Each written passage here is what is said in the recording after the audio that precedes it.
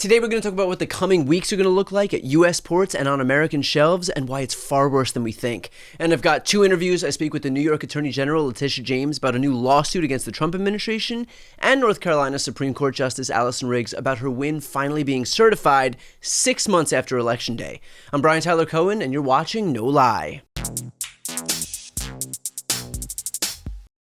There is new reporting that should serve as a 5-alarm fire to anybody who's worried about our economy, about the cost of goods, or even about there being items on the shelves.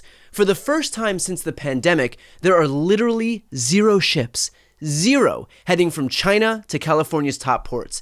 6 days ago, there were 41 vessels scheduled to depart China for the San Pedro Bay complex, which includes the Port of Los Angeles and the Port of Long Beach. Today, none. Zero. And of course, this catastrophic drop in shipping is the direct result of Trump's trade war, where he has slapped a 145% tariff on most Chinese imports.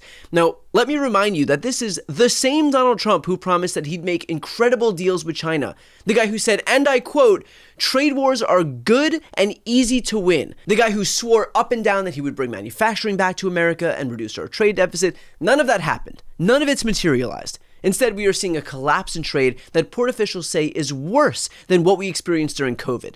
The Port of Long Beach is seeing a 35 to 40% drop in cargo volume. The Port of Los Angeles is seeing a 31% drop just this week. The Port of Seattle doesn't have a single container ship in port. Another anomaly that we haven't seen since the pandemic. That's right, the pandemic, when businesses were famously booming and the shelves were famously full.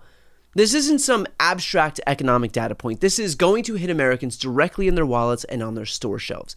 Mario Cordero, the CEO of the Port of Long Beach, was pretty damn clear when he said, quote, "If things don't change quickly, I'm talking about the uncertainty that we're seeing, then we may be seeing empty products on the shelves. This is now going to be felt by the consumer in the coming 30 days. Empty shelves within a month. That's what Donald Trump's easy-to-win trade war is bringing us. And let's be crystal clear about the economic danger that we're facing. We already have 1 quarter of negative economic growth behind us. That means we are one more negative quarter away from officially entering recession. That's the definition of a recession, 2 straight quarters of negative growth, which is why, by the way, Trump not only claimed that this quarter was still Biden's economy, but why he's already signaling that it's going to remain Biden's economy, because he knows that his own policies are plunging us into economic disaster, and yet he needs to preserve some plausible deniability that he's not to blame when we inevitably enter this recession. Trump knows that that's just a couple of months away, and so he's desperate to diffuse responsibility onto somebody else. He's so quick to launch a trade war, and yet refuses to take the blame for its consequences. And of course, the irony here is that Donald Trump campaigned on lowering costs for Americans. Remember all of his promises about bringing down inflation? Yeah, slapping 145% tariffs on Chinese goods does not lower prices. It sends them through the roof. And who pays those tariffs? It's not China, we do. American businesses, which pass those costs on to American consumers. It is a tax on Americans.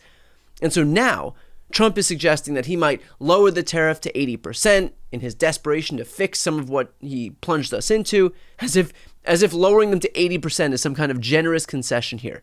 Even at 80%, these tariffs are catastrophically high. For context here, before this trade war, the average U.S. tariff on Chinese goods was around 3%. But even during the height of Trump's first-term trade war with China, tariffs topped out at about 25%. We are right now talking about tariffs that are 6 times higher than they were during Trump's first term. And who exactly is better off because of this trade war? Not American consumers, who are facing higher prices and goods shortages. Not American businesses, who rely on Chinese components.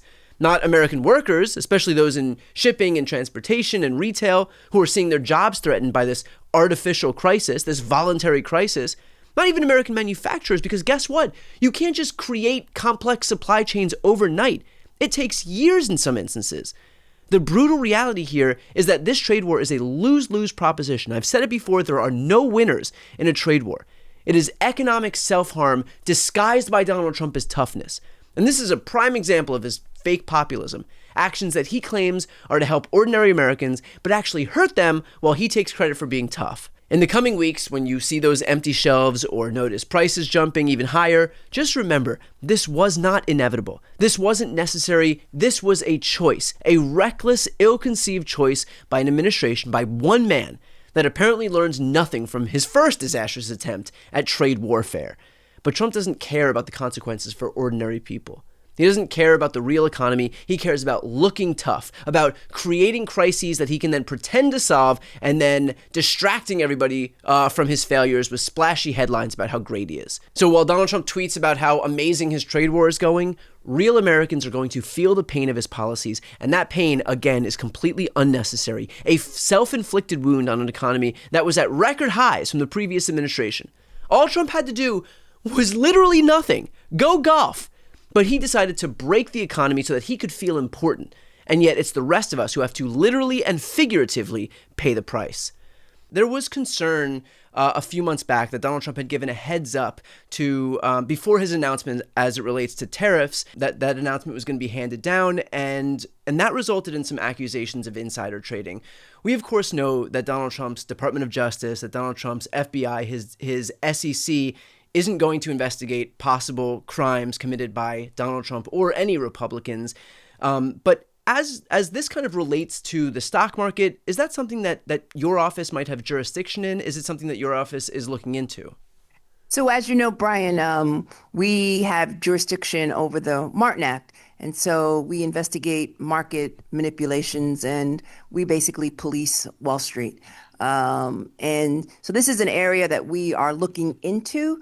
The question is, in the past, we've had partners on the federal level, federal agencies that work with our office. And as you know, those federal agencies, unfortunately, are now beholden to the President of the United States and do not work for the general public. So it's an issue that we are considering. And at this point in time, there's really nothing more to say on that matter. You can say no if I'm asking a question that you can't answer, but is there a way, hypothetically speaking, is there a way, if there is no cooperation with the SEC, for example, that New York has enough tools unto itself to be able to conduct an investigation or proceed with any charges? It all depends upon the facts, and as you know, I don't operate in hypotheticals. We have some very big news that I've spoken about on my channel already, but congratulations on the district court ruling affirming your win and basically negating all of Jefferson Griffin, your Republican opponent's efforts to cast off more than 60,000 ballots. Can I have your reaction first and foremost to this saga being over? But granted, he could still appeal, but for all intents and purposes, very much looks like it's over. Yeah, yesterday was a huge win for the voters of North Carolina, for the voters across this country who were threatened by this effort to selectively cancel the votes of people that a disappointed candidate believed didn't support him after an election.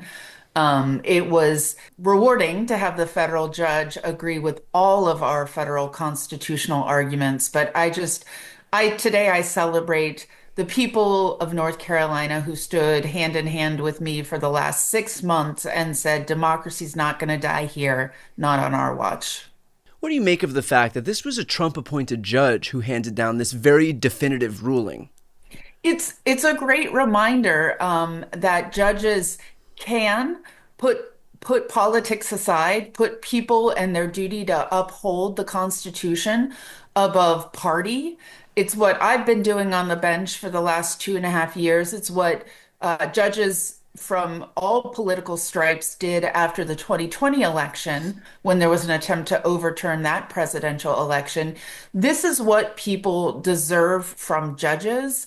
And I hope that folks take away from this that an independent judiciary, one that does the right thing without fear or favor, is something worth fighting for, that we can get back there. And it's what I'm going to be working on tirelessly here in North Carolina over the next 2 election cycles. And of course, to watch the full interviews with Letitia James and Allison Riggs, click the thumbnails right here on the screen or check out the interviews playlist on my YouTube channel. You can also click the link on the screen to listen to the audio version of this episode, and of course, to see more of my content, the subscribe button's on the screen as well.